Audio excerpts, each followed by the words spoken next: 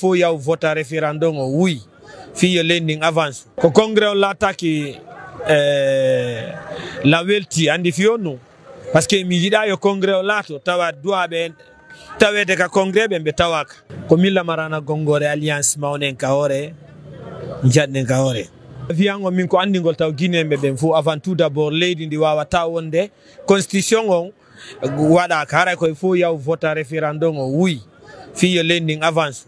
parce que hande lagine no doit gollede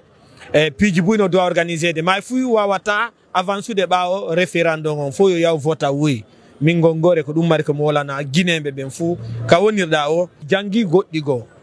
parce que goddi go ton di mojjani leydi ni sa si tayno hanga e bali tan jangugol ko woni kon to yaw janga c'est très important no ton sariaji din no ton mandaji din piji buy no ton ko mojjani leydi ni ngara mi do fala yo guinéen fu yaw anda sariaji on nder ton c'est très bon yo yimbe be yaw vota oui min ko dumar ko mola ngande président on mi yidu mo sabu ko woni wadde ko mi ngande me bali taw tayo jonna goddum o jonna la goddum ko mi wadi do fu ko mi yidi mo fu parce que ko leydi andi moni gollande so jonni lan kadi ara no mérite yo jonnan est ce que da famude kadi be inobe gongore ko korompi fewno kadi mi wonno kabe faala yo mi wadu do ngande kambe kadi be jonna la goddum cela veut dire kala ko mi wadi ko ka bernde am mi wadiri e ko mi yidi kon e ko mi tawata ko wona e nafa leydi ndi jango ko dum do mi wadata ko welete ko welata mi kon parce que imbe buyna e piji din ko intérêt banu adama e goto wadata ko ala intérêt sa yande président on detti o décision do fi wadugol change chariaji di wada chariaji kesi ko parce que aduna on ko question de génération ko fi yo tawara chariaji din ko fo voti di ara jango ayno eta sharia on tonyuma parce que da tawa ko voti sharia on ko ara mi do tori Guinée yo yaw vota oui parce que mi yiko on ton ko no wonde important 80% votano parce que min no convaincu lan kala yawdo yi sharia tayda yidi leydi ni da yidi important nafa leydi ni nga votay parce que c'est très important la Guinée nebi ko eti indépendance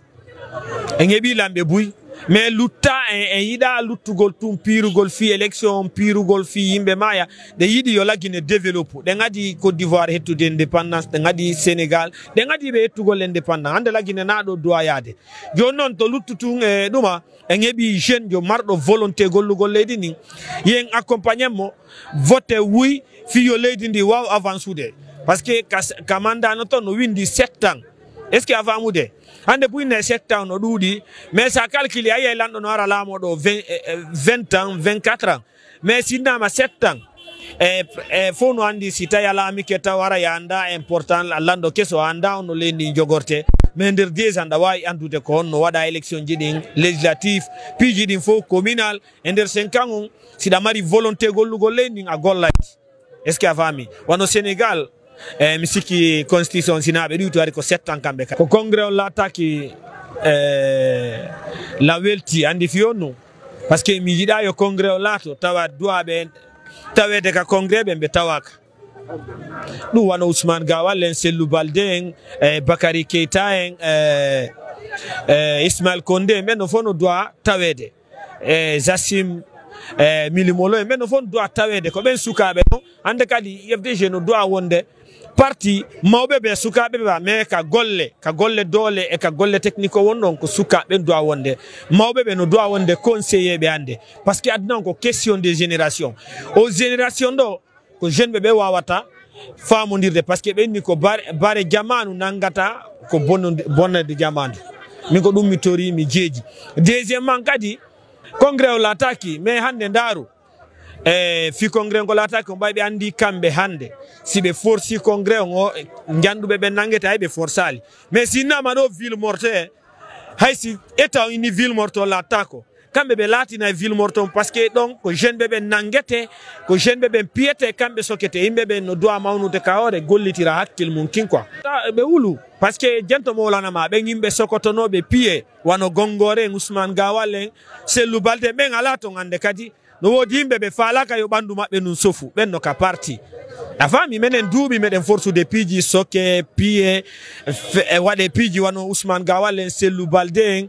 hande hay goto fu wakilaki dum don mais sinama ville morte gouvernement ni ani libe ina yo forcé parce que donc jeunesse on y a des cas prison ko jeunesse piété kambe sokete pi jidi no doit sans de quoi ba yalla wadi hande